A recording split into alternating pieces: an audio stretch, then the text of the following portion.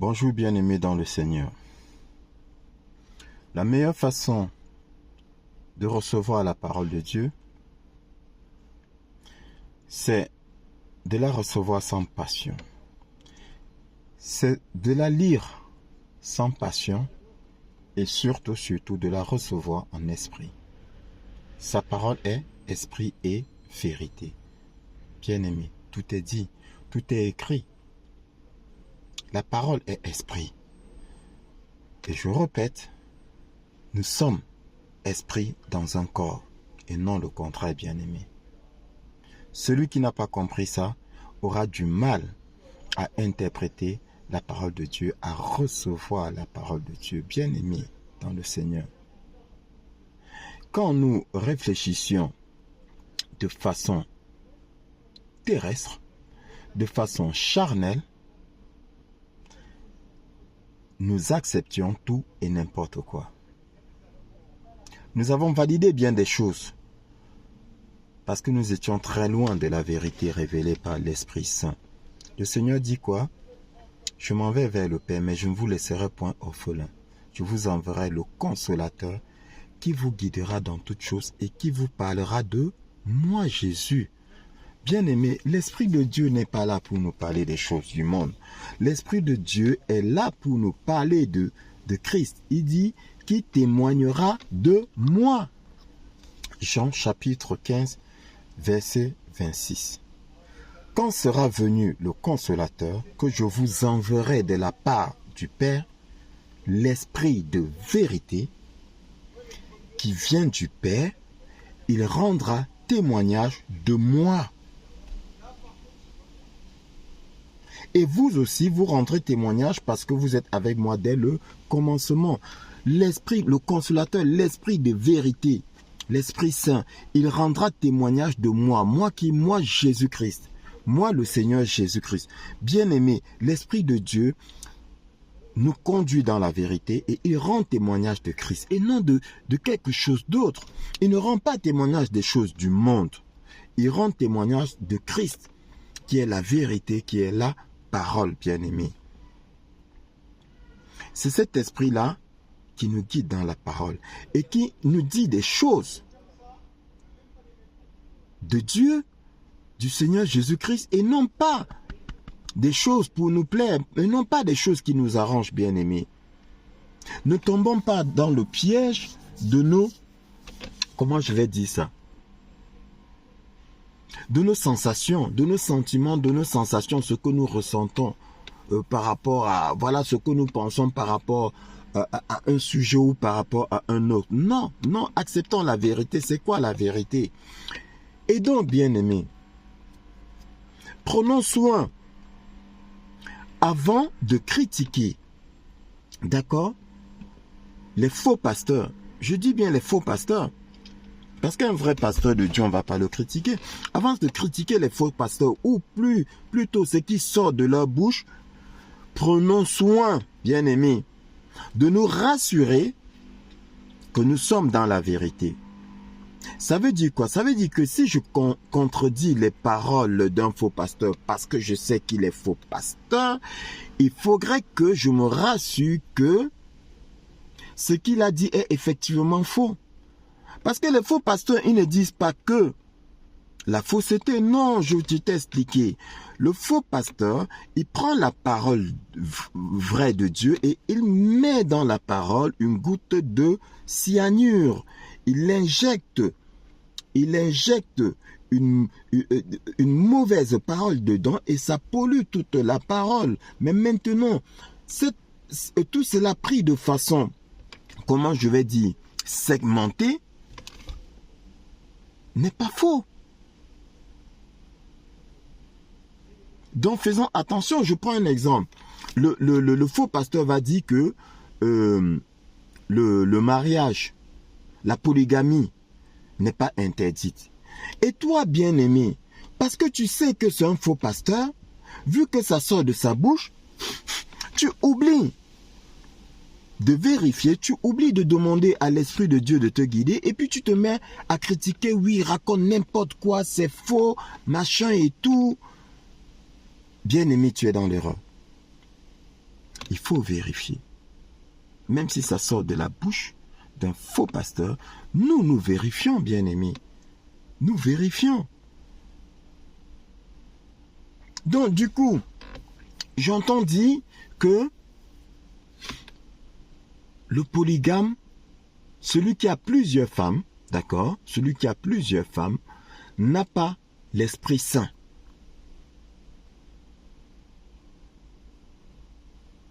Et ça m'attriste. Parce que, bien-aimé dans le Seigneur, si celui qui a plusieurs femmes n'a pas l'Esprit Saint, alors ça veut dire que bien des serviteurs de Dieu, dans la Bible, n'avaient pas l'Esprit Saint. Et c'est pas juste. C'est pas juste, bien-aimé.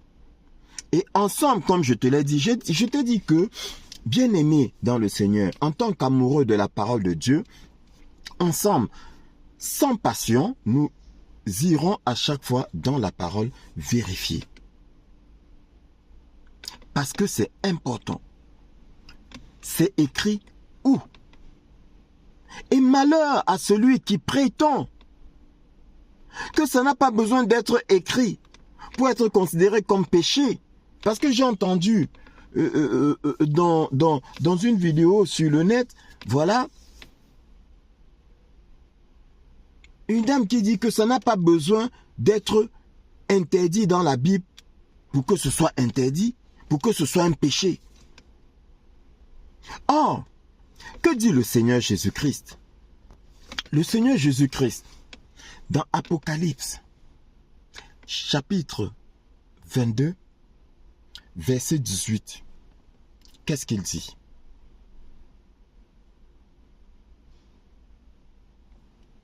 Il dit, « Je le déclare à quiconque entend les paroles de la prophétie de ce livre. Si quelqu'un y ajoute quelque chose, Dieu le frappera des fléaux décrits dans ce livre. » Bien-aimé, est-ce que c'est difficile à comprendre? Si les choses aussi simplement écrites sont difficiles à comprendre, qu'en sera-t-il donc des choses, qu'en sera-t-il donc des paraboles?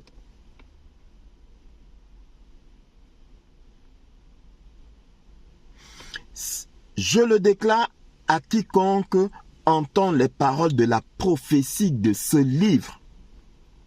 Si quelqu'un y ajoute quelque chose, Dieu le frappera des fléaux décrits dans ce livre. Donc, nous n'avons rien à rajouter à la parole. Elle est écrite, elle est dite, point barre. On ne discute pas, on ne négocie pas. Nous n'avons rien à rajouter. Et si quelqu'un, verset 19, et si quelqu'un retranche quelque chose des paroles du livre de cette prophétie, Dieu retranchera sa part de l'arbre de la vie et de la ville sainte décrit dans ce livre. Là encore, bien-aimé, est-ce qu'on a besoin d'expliquer ce passage? Est-ce qu'on a besoin d'expliquer cette phrase, bien-aimé? Je ne pense pas. Je t'ai dit, en tant qu'amoureux de la parole de Christ, bien-aimé, soyons des moutons du Seigneur. Nous disons Amen à tout ce qu'il dit. Nous disons Amen. Nous ne rajoutons rien. Nous ne retranchons rien. Nous disons Amen. Arrêtons de penser que tout n'a pas été dit dans la parole, que le Seigneur n'a pas tout dit. Faites attention à ces faux pasteurs, des oiseaux de mauvais augure, qui vous disent que il y a des choses nouvelles que Dieu leur révèle. Mais bien aimé, lis la parole. Et toi qui critiques les faux pasteurs, lis la parole, vérifie avant de critiquer, parce que sinon, tu seras en train de déclarer des choses graves. Pourquoi je dis ça? Parce qu'effectivement, si tu dis que celui qui a plusieurs femmes n'a pas l'Esprit Saint. C'est une déclaration très grave. Ça veut dire que tu fais de beaucoup de personnes des pécheurs. Je ne dis pas qu'il n'y a pas beaucoup de pécheurs. Dans tous les cas, nous sommes tous pécheurs. Ça veut dire que tu fais de plusieurs personnes des personnes vouées à l'enfer. En fait, parce que tu dis qu'ils n'ont pas l'Esprit Saint. Et à commencer par les premiers serviteurs de Dieu. À commencer par les premiers serviteurs de Dieu. Donc, nous allons, bien aimés, tous ensemble, vous et moi, examiner, selon les dires de ces personnes, les différents pécheurs, les différents grands pécheurs de la Bible. Parce que ils avaient plusieurs femmes, à commencer par Abraham. Bien-aimés, nous savons tous que Abraham avait pour femme Sarah. Et comme Sarah n'enfantait pas, elle a donné à Abraham sa servante, Agar. Et j'entends dans le commentaire cette dame dire que, oui, Sarah avait donné Agar à Abraham, et comme c'était mal, voilà pourquoi Abraham a chassé Agar. Bien-aimé dans le Seigneur. Mais c'est très grave. Ce n'est pas ce qui est écrit. À moins que nous n'ayons pas la même Bible. Ce n'est pas ce qui est dit. Sarah a donné Agar à Abraham comme femme. D'accord? Et parce que Agar, vu qu'elle était enceinte, et que Sarah, sa maîtresse, ne l'était point, enceinte d'Abraham, parce que Abraham coucha avec Agar. Donc, se maria avec Agar, bien-aimé. Parce que ce que j'aurais dû dire dès le début, et que je vous ai dit dans un enseignement, il faudrait déjà connaître la définition du mariage. Se marier avec, c'est coucher avec, bien-aimé. C'est écrit. C'est coucher avec. Mais si tu ne marches pas par l'esprit, c'est des choses que tu ne peux pas comprendre. Et ces gens-là, d'ailleurs, disent, qu'est-ce qu'ils disent? Ils disent que il est écrit que l'homme quittera son père et sa mère et s'attachera à sa femme et ils ne formeront qu'une seule chair. Mais ça là, ce qui vous a échappé, c'est que ça a été dit quand? C'est important. Quand est-ce que cette phrase était sortie pour la première fois? Vous pensez que c'est dans le Nouveau Testament? Quand Jésus a dit, parce que les gens s'accrochent là-dessus, pensez que Jésus est venu abolir certaines choses, abolir la loi. Déjà, il a dit, je ne suis pas venu abolir la loi. Je suis venu pour l'accomplir. Il n'a rien supprimé à la loi, bien-aimé. C'est écrit, je suis venu pour l'accomplir. Matthieu, chapitre 5, verset 17. Parole du Seigneur Jésus-Christ. Ne croyez pas que je sois venu pour abolir la loi ou les prophètes. Je suis venu non pour abolir, mais pour accomplir. D'accord, bien-aimé? Il n'est pas venu pour supprimer la loi. Il n'est pas venu pour mettre fin à la loi. Il n'est pas venu pour ôter quelque chose à la loi. Écoute bien. Verset 18, très important, bien-aimé. Une lecture, ne t'arrête jamais à un verset. Essaye de voir le verset d'avant et le verset d'après, bien-aimé. Vois 2 versets plus loin, voire même lire jusqu'à la fin parce que tu seras surpris. Tu risques d'être surpris, pardon. Verset 18. Car, je vous le dis en vérité, tant que le ciel et la terre ne passeront point, il ne disparaîtra pas de la loi un seul iota ou un seul trait de l'être jusqu'à ce que tout soit arrivé. Bien-aimé, est-ce qu'il faut expliquer ça? Ou bien tu comprends avec quoi? Est-ce que tu comprends avec ton nez, ton front, tes yeux ou tes oreilles?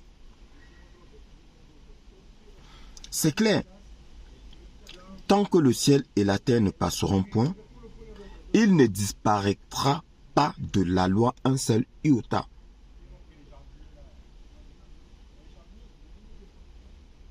Une seule particule infinie, c'est-à-dire que infinitésimale, ça ne disparaîtra pas. Ne touchez pas à la loi. Ou un seul trait de l'être. C'est-à-dire que même pas la lettre, hein, un seul trait. Vous voyez à quel point le Seigneur est radical?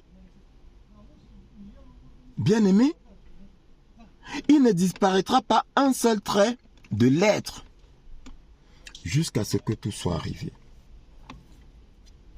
Donc, bien-aimé, la loi reste la loi. Le Seigneur n'est pas venu pour abolir la loi. Donc, quand vous dites que le Seigneur Jésus-Christ a dit que l'homme quittera son père et sa mère s'attachera à sa femme, il faut comprendre la langue française. Hein? Enlève attaché, mais couchera. Et mais coucher. Parce que s'attacher, c'est coucher, c'est faire l'amour. C'est avoir un rapport sexuel. Donc, si on enlève, l'homme quittera son père et sa mère et couchera avec ses femmes. Est-ce qu'on peut coucher avec plusieurs femmes en même temps? Non. Avec sa femme. Voilà, bien-aimé. Et nous allons rentrer pour voir quand est-ce que ça a été dit pour la première fois. Nous allons dans Genèse, bien-aimé. Genèse, chapitre 2, verset 24. Voilà quand est-ce que ça a été dit pour la première fois. Et non dans le Nouveau Testament. Le Seigneur parle. C'est pourquoi l'homme quittera son père et sa mère et s'attachera à sa femme et ils deviendront une seule chair. L'homme quittera son père et sa mère et s'attachera à sa femme et ils deviendront une seule chair. Voilà quand pour la première fois cette parole a été prononcée. Dans Genèse, chapitre 2, verset 24. Partant de ce fait, si donc ça signifie que l'homme ne doit avoir qu'une seule femme, alors bien aimé, faisons entrer le premier grand pécheur, le tout premier grand pécheur, serviteur de Dieu, Abraham. Donc, je t'ai dit que Sarah a donc donné à Abraham Agar pour femme. Et donc, si jamais Abraham s'est débarrassé de Agar, ce n'est pas parce que il a constaté que c'était mal. Non, non.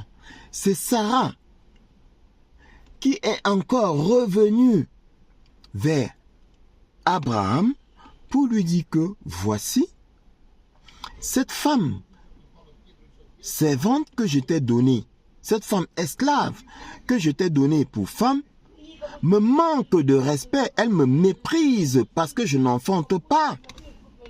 Voilà pourquoi Abraham a fait partie Agar sous la demande de Sarah. Nous allons dans Genèse, chapitre 16, à partir du verset 4. On va lire le verset 4 à 5.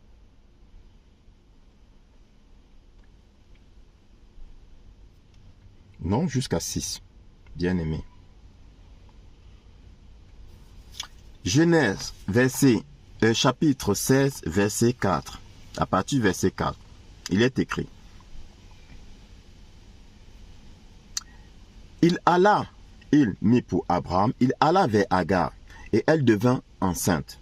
Quand elle se vit enceinte, elle regarda sa maîtresse avec mépris. Quand elle se vit enceinte, elle regarda sa maîtresse avec mépris. Et Sarai dit, déjà avant c'était Sarai, avant de devenir Sarah, et Sarai dit à Abraham, l'outrage qui m'est fait retombe sur toi. J'ai mis ma servante dans ton sein, dont je t'ai donné pour femme, ma servante. Et on verra cette expression par ailleurs. J'ai mis ma servante dans ton sein, et quand elle a vu qu'elle était enceinte, elle m'a regardé avec mépris. Que l'Éternel soit juge entre moi et toi. Moi, Sarah, et toi, Abraham. Abraham, c'était Abraham. À l'époque, c'était Abraham. C'est après que c'est devenu Abraham. Donc, excuse-moi bien aimé, c'est Abraham. Abraham répondit à Sarai, voici, ta servante est en ton pouvoir. Agis à son égard comme tu le trouveras bon.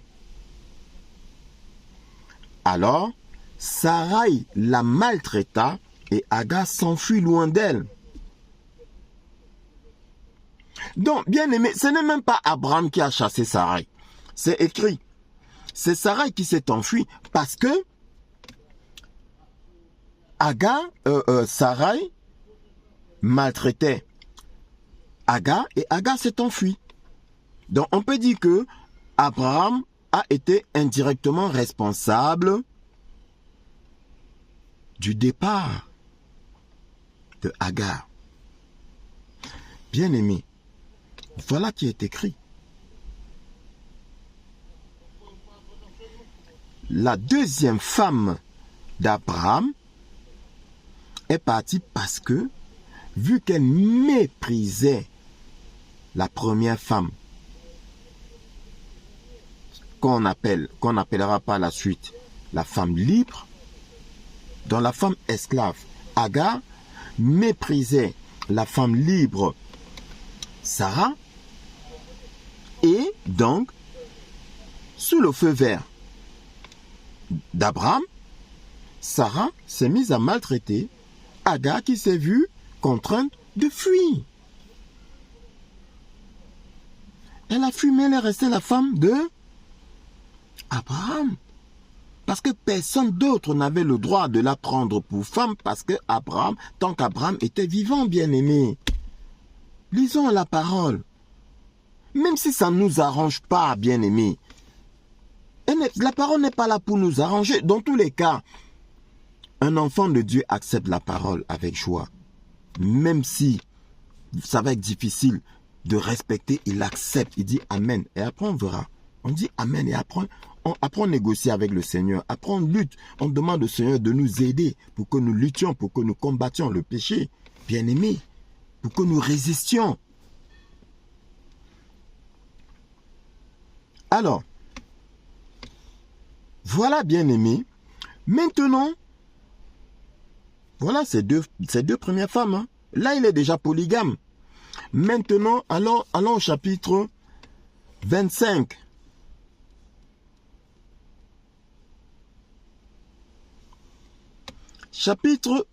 Genèse chapitre 25, verset 1. Verset 1er dit quoi? Abraham prit encore une femme nommée Ketura. Il prit encore une femme nommée Ketura. Vous pouvez compter avec moi, bien-aimés. D'accord? Passons au verset 6. Qu'est-il écrit? Il fit des dons, Abraham, il fit des dons au fils de ses concubines. Au verset 5, il écrit, Abraham donna tous ses biens à Isaac. D'accord? Il donna tous ses biens. Et il fit, verset 6, il fit des dons au fils de ses concubines. Et tandis qu'il vivait encore, il les envoya loin de son fils Isaac du côté de l'Orient, dans le pays d'Orient et fit des dons au fils de ses concubines. Est-ce que tu saisis, bien-aimé? Il fit des dons au fils de ses concubines. Les concubines de qui? Mais les concubines d'Abraham.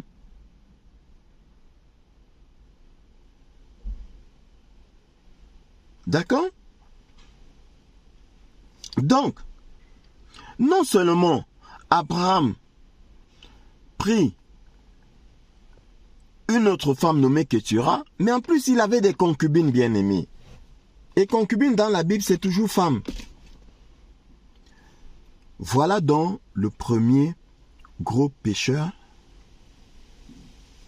destiné à l'enfer. C'est ça? Le premier gros pécheur destiné à l'enfer. C'est ça, bien-aimé?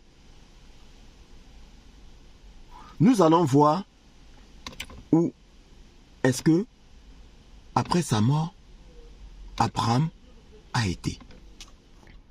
Bien-aimé, quand nous allons dans Luc, chapitre 16, où on parle du riche et du pauvre, d'accord? Le pauvre nommé Lazare, qui était couché à la porte du riche couvert, il était couvert d'ulcères, d'accord?